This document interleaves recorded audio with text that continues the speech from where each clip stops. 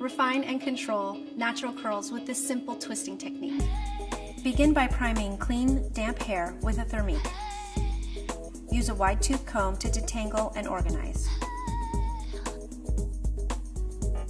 Separate top and bottom sections. Apply a generous amount of forme fatale from roots to ends, raking through from the scalp and massage it into the ends.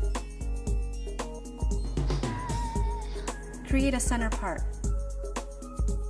Separate into small vertical sections beginning in the front. Apply just one pump of Boucle d'Art directly to the section. Casually separate into individual curls. Tightly twist from roots to ends away from your face.